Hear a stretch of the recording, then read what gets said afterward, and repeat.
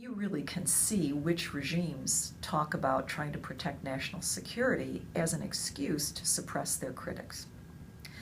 And I don't see how beating prisoners in jail helps Azerbaijan's national security. I don't see how increasing by 10 times the fine for public demonstrations, how that contributes to Azerbaijan's international security. I don't see how throwing, as a very, one of my great fellow historians said, throwing drugs into the pockets of young people, I don't see how that contributes to Azerbaijan's national security.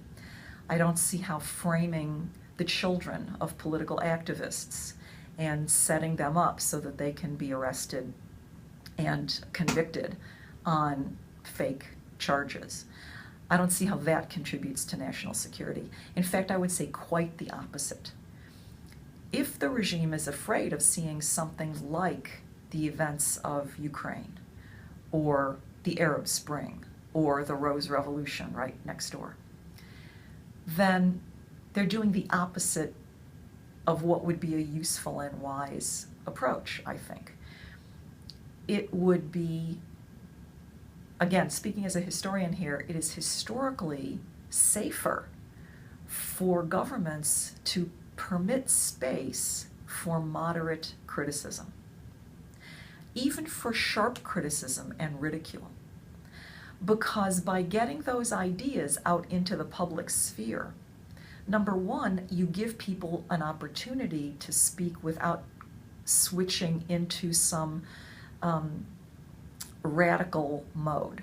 You have legal means to talk about your complaints instead of doing things that are secret or joining a radical organization. Second, public discourse can be very painful for everybody. I understand that. I've seen it happen. But at the same time, some very useful ideas come out in the course of those discussions. People sometimes have sort of crazy ideas, and yet in it there may be a kernel of something true and useful, and the government can learn from that. So it's not only the population that benefits from open discussion, the government can benefit from open discussion. And I would say to them, sometimes open discussion generates that, and it's a painful byproduct, but it's not genuinely damaging, because your enemies always say the same things and your friends say most of the same things. But when the government's own actions lead people in Western countries to say that crosses a line, it's one thing to actually put into prison people who themselves said those critical things. We may say that it's wrong because it's contrary to their rights of free speech, but we know those were really the people who said those things. But to go after somebody's daughter who was not political at all is in a very different category for a Western audience, for Western observers, for American observers. To go after somebody's children is just at the very bottom. And that really hurts, I think, Azerbaijan's image more than much of the criticism that comes from NGOs or international organizations, because they're doing it themselves.